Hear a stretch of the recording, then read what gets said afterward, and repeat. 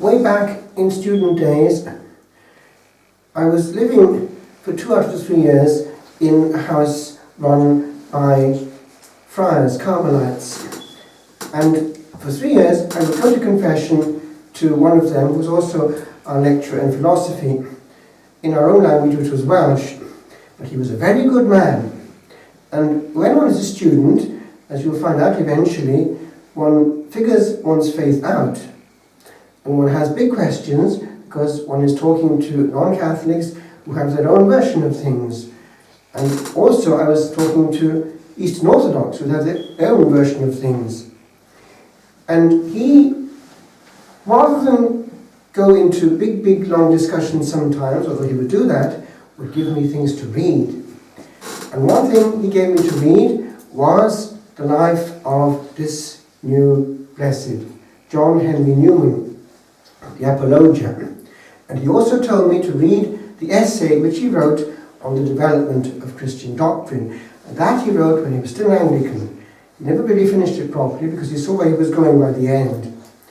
But the other one he wrote after becoming a Catholic to defend what he'd done. So bit by bit we see exactly what was going on in his brilliant mind. Now one thing is clear, he never sinned against light. He was always trying to find the truth. And it was very hard for him to crack the shell, the mold in which he was, which was hugely powerful. The whole structure in the 1800s, in that setup in Oxford, was massively Anglican. And so he was fighting against that.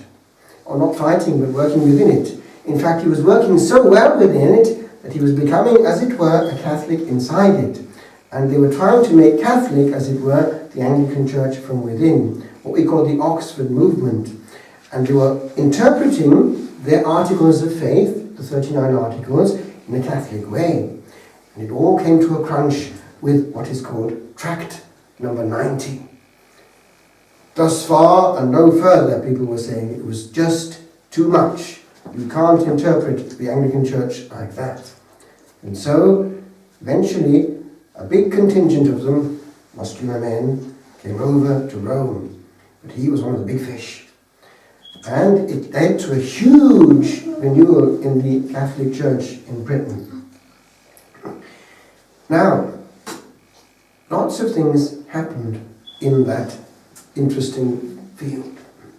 And I know from inside something about it, because my best friend was one of them.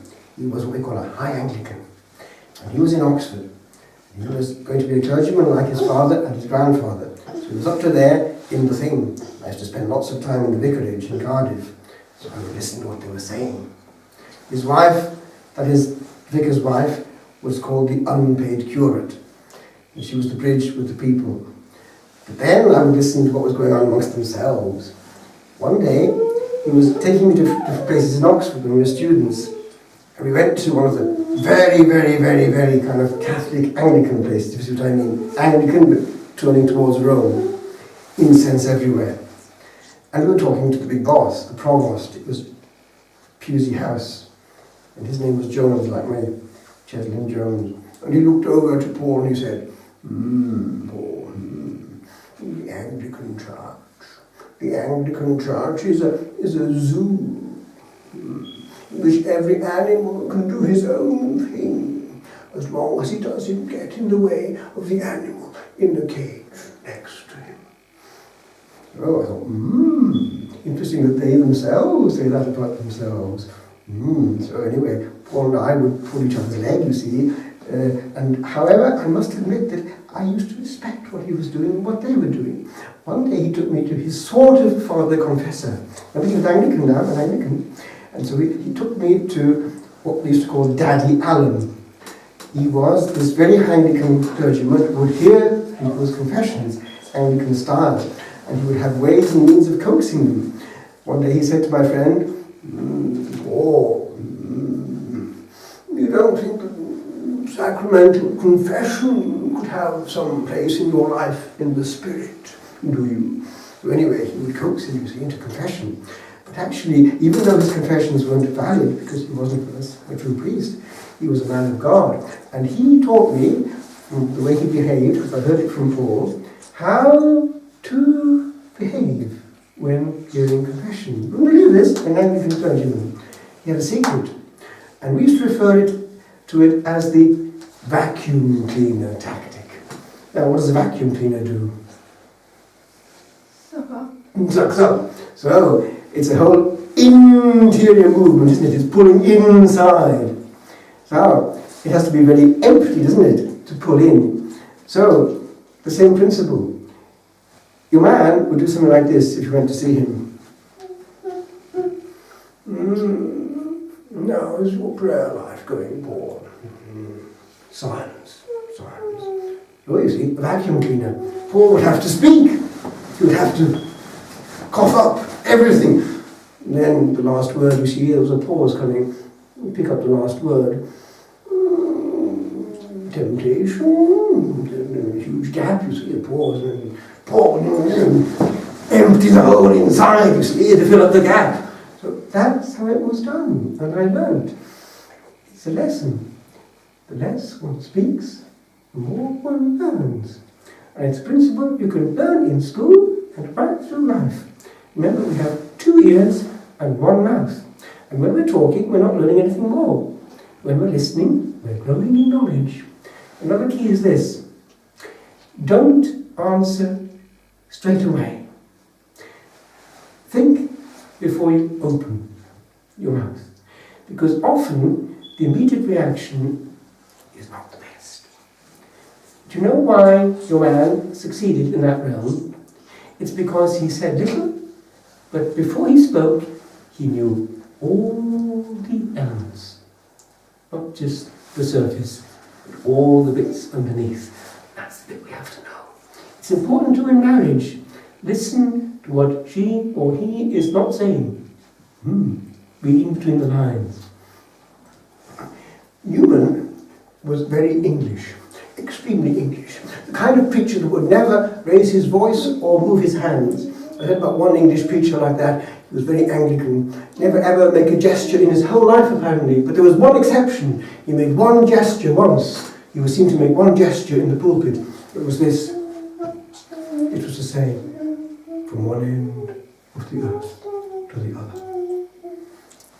But as for Newman, he wouldn't believe this, even though he was very English, very brainy, he was extremely human and kind. Do you know that after his death, they found a notebook? Do you know what was in the notebook? Names and names and names. What was he doing? Any idea? What were the names? These were people he had promised to pray for. When he came to prayer, he would name them. He cared about each one. And also, do you know that after he died, bit by bit, evidence came through that lots and lots of doctors in the area had his name where? On the bills of the poor people who couldn't pay for medicine.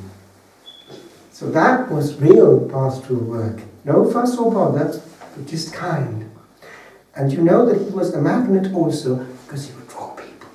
And the oratory which he brought from Rome was an English version of that magnet of Philip Neri, who was the saint of joy. Do you know he would go into ecstasy? He would take 2 hours to celebrate Mass, and he would go, and the altar boy would go with the offertory and come back in 2 years' time. It took 2 hours' time, and he was just coming back to land. And I said Mass there in that oratory in Rome. And do you know that he was afraid to go into ecstasy in public? Do you know what he would do to stop it? He would take a book of jokes and read them.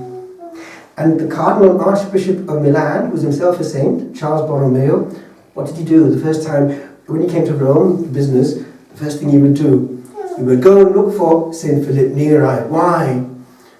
To have a shot in the arm because of the mega blues that he sometimes had when he was Archbishop. I wanted a lift, and so he would go to Philip Neri for the latest joke.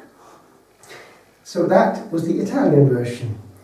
The saint of the youth, the apostle of Rome, got them where they were interested. Joy. Not like John Bosco, who learned how to conjure. But in the English version, Newman also had it. Unexpectedly, very low key, but it was there.